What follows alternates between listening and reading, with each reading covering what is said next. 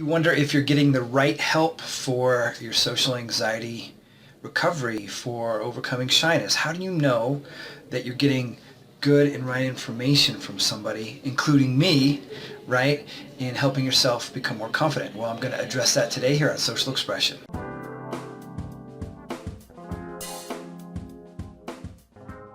Hey guys, David with Social Expression here, answering questions from the booth. This is a cool little booth in my co-working space, and it allows me to isolate and answer these things for you because I work in an open area a lot. So here we go. We got a question today from Sean, and Sean asks, "Hi David, I recently wasted 99 pounds, that's English for you Americans, it's like 110 US, on an online course for social anxiety. They only covered the basics. When compared to your course content, the bit which bothered me the most is when talking about avoidance and safety behaviors, they included optimal breathing and telling yourself to relax, but meaning those are behaviors that you shouldn't do because they're avoidance behaviors. This was the advice of two psychologists. They may as well say do nothing, just grin and bear it. Am I missing the point, or is that just bad advice?" So great question, Sean, and Sean is enrolled in one of my courses where I do recommend breathing and relaxing as part of it. And so the thing is to me, sometimes people, including psychologists, can term things that, so to call breathing and to breathe properly an avoidance behavior doesn't make any sense to me. And what I answered Sean already in an email was, we have a lot of screwed up ideas about what's healthy and what's not, and for someone to breathe in a more relaxed and healthy way can only benefit you. In the Western world, and many of you know this, we sit at computers and we look over, like, our breathing is all screwed up. I know mine is. I've got like breathing, like sleep apnea and stuff because of how I sat for years. Now I have to work on overcoming that, right?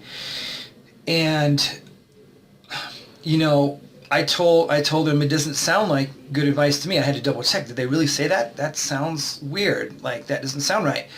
Because sometimes people, when we come too cognitively, when we don't pay attention to the body and our breathing, which are very important elements for being a human being, right? If these aren't being addressed as well, it's not a holistic approach that's going to improve your entire life. To breathe and relax while you're having anxious thoughts, you see, it doesn't matter sort of what doorway works in a sense, and I can see how the psychologist would say that, okay? But it doesn't mean that, and one could use breathing and relaxation and these things as an avoidance behavior, but to me it's actively dealing with the body component while one is anxious. Because we don't experience anxiety, pardon me, just in our heads. We experience it in our body, right? We experience in that, and our breathing and everything is tied together. And so, of course, we need to pay attention to the beliefs and the possible pattern that we ran into growing up that traumatized us, that triggered social anxiety, or whatever that is. Like, we need to understand that. They're right. And I know for me, in my experience, and I don't know if these psychologists have dealt with social anxiety like I have directly, but I know that when I breathe and slow down, my thinking slows down. And a big part of the problem with social anxiety is not only what we think, but that we think too much. It doesn't even matter what the thoughts are sometimes, right? Your head is going so quick. And just with anxiety in general. And so when we address these things, you got to trust your gut, you know, in that sense. It's sort of a weird thing to say because I know a lot of you are lost and off track and trying to determine, I don't even know up from down, I get so anxious. But I'll tell you what surprises me.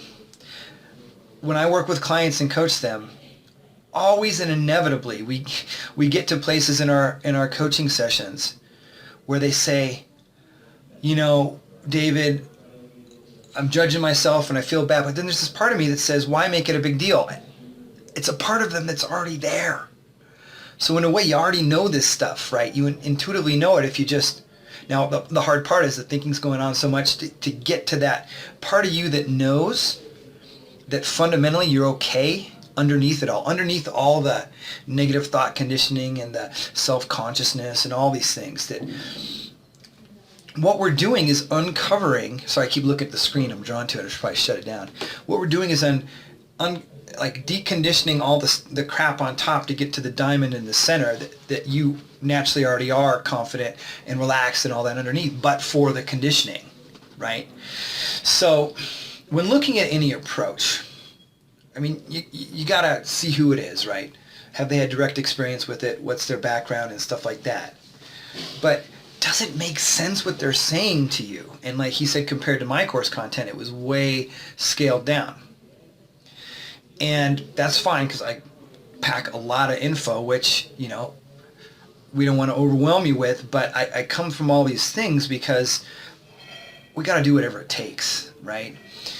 And some people like the breathing better. Some people actually like to change their thinking better. Some people like to be more present, to be more mindful. Like that helps them more. Like no one thing helps any one person in the same exact order. So that's, you know, that's why it always comes down to you taking a look and like, does this make sense? And you try it out, right? I talk about experimenting, right? Constantly being an experimenter with this and in your life versus trying to be a perfectionist and get it all right and what's the right stuff. You know, if we come from a place of, is this always questioning, is this right? Is this right? Is this right? We never get a chance to test and try it for ourselves, right? Because I have all these amazing tools and all these things I share, but it doesn't mean anything if you don't try it earnestly and say, does this make sense for me? Okay? So it always comes down to that, right? Bottom line. So that was a great question from Sean, and I hope that helps you on your journey through social anxiety and shyness and being more confident. And I am complete. Hey, if you like this video and want more tips and strategies on how to overcome your shyness, social anxiety, self-doubt, and really build the confidence in your social skills, conversational skills as much as you can, up to the best you can be, so you can have the career success, the social circles and friends, the dating life that you want, all that and more, subscribe to the Social Expression channel by clicking on the subscribe button, and check out the other videos here that are on offer. This channel is all about helping you be the best guy that you can, like I've done for myself, and I really want you guys to succeed. So keep watching.